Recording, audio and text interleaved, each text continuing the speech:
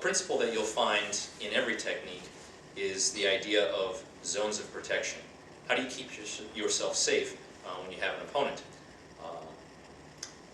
What we're going to utilize are what we call 3 zones of protection: height, width, and depth. I recommend that you write these down so that you don't forget them. Zones of protection would be the big thing at the top of the page, and then underneath you'll write height, and under that width, and under that depth. So height. Think of the geometry of a cube. It's got those 3 dimensions. Sometimes you call them length, width, and height, width, and depth, whatever. There's 3 of them. Your opponent has those same 3 dimensions. And if you can control those dimensions, his dimensions, you can stay safe. So that first one, height. If you kick the opponent in the groin and he doubles over, it hurts a lot. His kidneys are hurt, his abdomen's going to hurt, he's going to get real weak in the knees. But aside from all that, you've bent him over. It's hard for him to see you. It's hard for him to lift a leg. Go ahead and lift a leg. Yeah? It's going to be hard for him to punch with his hand. Try to reach with your hand. I mean, not impossible, but he can do it, right?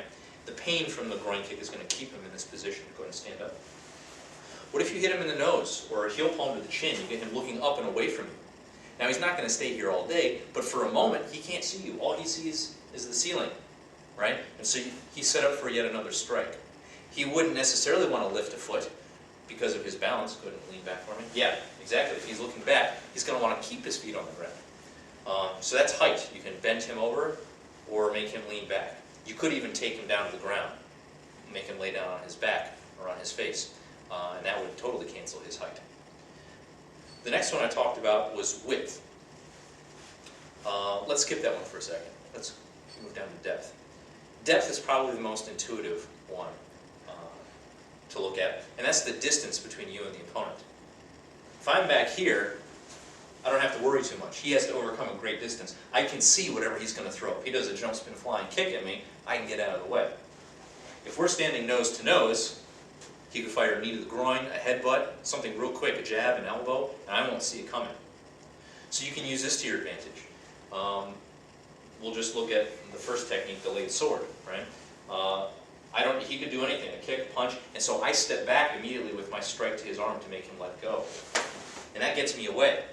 Hopefully not too far from my kick, but at least now I can see what's going on. So that's depth. Let's say he's grabbing again, and I use what's typically a push technique from orange belt, triggered salute. I can step in, I don't have to always step back. If I'm worried about his other punch coming in, I can cancel it by stepping in, hitting him in the chin. So I got closer, I got within this, sort of on the inside of his strike, or his potential strike. I'm buckling his knee here and canceling his height. So this is depth by stepping in, and height by leaning him back.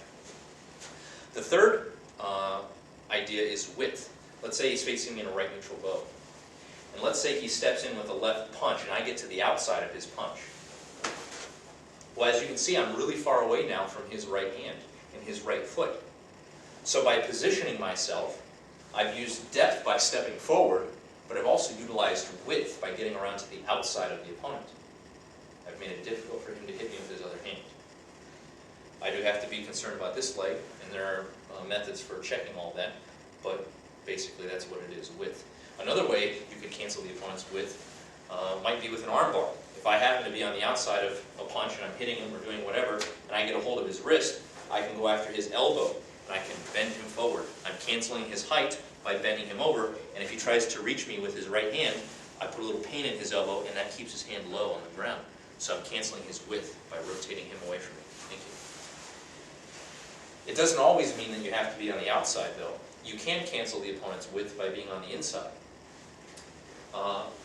If he happens to be throwing a punch, and I find myself on the inside of it, and I strike to the arm and the neck perhaps, I can form that same arm bar on the inside.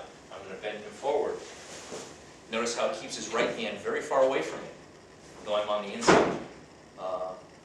I'm on the inside of his left arm. So I've canceled his height and his width in that maneuver. Thank you. So what you should be noticing, aside from those 3 main things, is that typically they work together. Typically you'll have 2, if not all 3, working simultaneously. If you only have 1, you're probably not very safe. But if you have depth and height, or height and width, or all three, then you're good. So make sure you can, in every stage of, every step of a technique, make sure you can identify what you're using. If you're standing somewhere and you say to yourself, oh, I ain't doing nothing, then you're probably in trouble. He can hit you. But if you can say, in this moment, I'm canceling his, I'm on the outside, so I've used depth and width, and then I hit him in the solar plexus, and that cancels his height, and I've got all three. So make sure you can do that. So there you have it for the zones of protection.